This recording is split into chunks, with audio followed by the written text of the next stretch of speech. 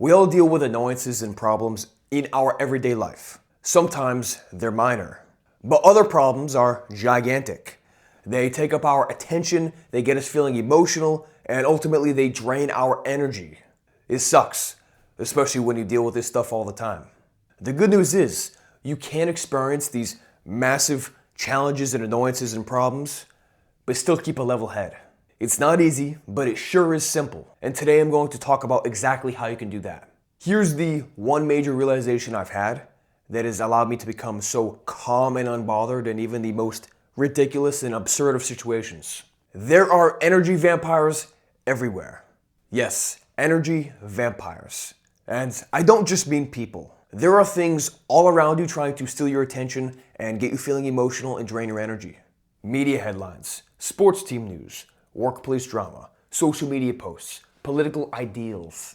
I'm not saying these things are good or bad in a binary sense because there's nuance to everything. But these things are what I like to call energy vampires because their existence depends on the attention they garner and the energy they drain from people who are paying attention to exactly what they are. These are a few examples to really drive the point home.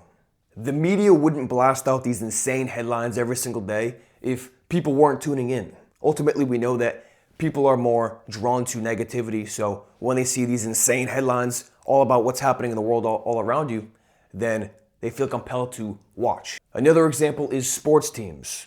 While I love sports and grew up playing a lot of sports, I've come to realize that watching it is a big waste of time. Pro sports would not exist if people didn't pay attention to the games and get emotionally invested into those games and yell at the TV when their team lost. That's why, much like the media headlines you see everywhere, pro sports is an energy vampire. Another example is workplace drama. The only reason why workplace drama happens is because people feed into it. There's always somebody who's going to be talking shit and saying, oh, so-and-so did this, so-and-so did that. But if other people shut that person down immediately, then they would stop talking shit, and workplace drama would never happen. But because other people feed into it, and the drama gets people emotional and captures their attention and ultimately ends up draining their energy. That's why all of these things, these three examples, while not necessarily good or bad, they are energy vampires. The fact that they exist depends entirely on whether or not people pay attention to them and whether or not people get emotional when they pay attention to them. Now, to bring things full circle, you can consciously choose what you pay attention to. Because ultimately, where attention goes, energy flows. And the big factor here, along with just attention and energy, of course, is your emotions. But here's something we gotta consider. Through our experiences, conditioned beliefs, and views of the world, we've become so used to paying attention to chaos and becoming emotional in ways that don't serve us. A few common examples that we've all seen. Yelling at the TV when your sports team loses. Swearing at bad drivers who cut you off in traffic. Attaching your identity to your political views and getting hostile with others who disagree. This happens all the time. People get so fired up about these different things and they put all their attention and their resources to arguing their point and making their stance that they get emotional and ultimately they don't have the energy to do the other things within their life that are more beneficial to them. And from my experience, this is largely ineffective. I'm not saying that you should have no emotions and repress everything, because it's not effective at all. But rather, being centered and in control with your attention and your emotions without letting you get swayed off course. There's a huge difference. I found that being centered and in control of where my attention goes and how my emotions are and how my energy is has dictated a lot of what's happened within my life in the last 6 to 12 months. You can make a lot of changes within your life when you're in control of your attention, your emotions, and your energy. So here are 3 practical steps you can take right now to make these changes within your life. Number 1 is to recognize. The first step to making any sort of change within your life is awareness. You need to become aware of what these things are that are taking your attention and making you feel emotional. I like to journal, but you can go for a long walk, or you can meditate, or you can just talk out your issues while in the shower or while driving. It's totally up to you. But you want to gain clarity on what these energy vampires are within your life. And once you can do that, you better equip yourself to handle that situation in ways that actually serve you. Number 2 is to neutralize. When something chaotic or problematic or just flat out annoying happens, I found there are 3 awesome ways to deal with it. The first one is ignoring it. This is pretty effective, but obviously you can't always ignore things that are happening around you. If it's like drama in the news or workplace politics or something with your sports team like I mentioned before, then yeah, you can ignore it. And this is great because it allows you to stay the course while other people are attaching all of their attention to it. And that's fine, let them do that. The second one is comedy. Crack a joke, make people laugh. You could even think within your mind like, holy shit, this is hilarious. Whatever the case may be. Even if you don't consider yourself to be funny, there's always something to laugh at in most situations. Obviously, there's situations like death or a terrible cancer diagnosis that aren't appropriate to laugh at. There's really nothing funny about those things at all. But if somebody cuts you off in traffic while you're driving to work and gives you the finger, or if somebody starts getting emotional and yelling at you about how your political beliefs or your religious beliefs are incorrect, then just laugh.